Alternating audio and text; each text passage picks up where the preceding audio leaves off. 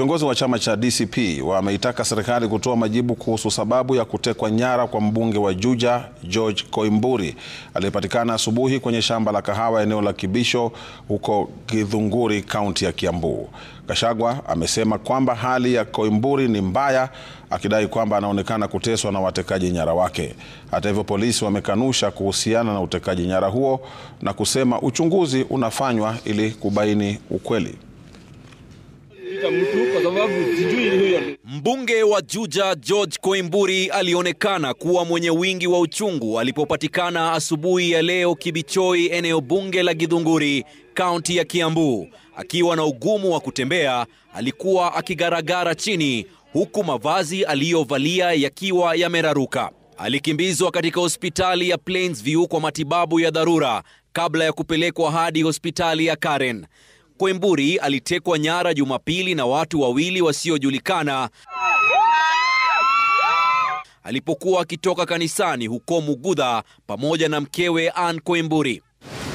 Aliyekuwa naibu rais Rigathi Gachagua na wandani wake walifika hospitalini Karen na kumtembelea Koimburi, wakidai kwamba yuko katika hali mahututi na hawezi kuzungumza, huku akiwa na majeraha mabaya mwilini. And I've just seen him and I've talked to the doctors, and they have confirmed that the Honorable George Koimburi was tortured by professionals.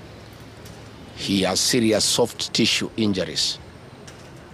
This is torture normally done by professionals.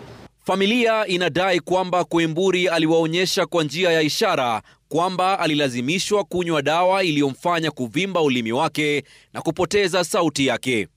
And the doctors have told us that preliminary investigations confirm that chemical has interfered with his vocal cords. Gachagua na wandani wake wamekashifu utekwaji nyara wa Koimburi, wakidai kwamba ni njama ya serikali kuwanyamazisha viongozi wa upinzani wanaokosoa serikali. To scare leaders who speak out. It is meant to scare them. It is meant to sell them fear so that they can stop agitating for the liberation of this great republic. Kisa cha Koimburi kinajiri siku chache baada ya mkutano wa DCP kuvurugwa huko Kakamega na gari la naibu kinara wa chama hicho Cleophas Malala kuchukuliwa na maafisa wa polisi. Viongozi wa upinzani sasa wanadai kwamba hawatotikiswa na tukio la kutekwa nyara kwa mbunge wa Juja George Koimburi, ila utawapa mshawasha zaidi kuikosoa serikali, huku wakimnyoshea kidole cha lawama Rais William Ruto kwa kuwahangaisha. Melita Oletenges, runinga ya Citizen, katika hospitali ya Karen, Nairobi.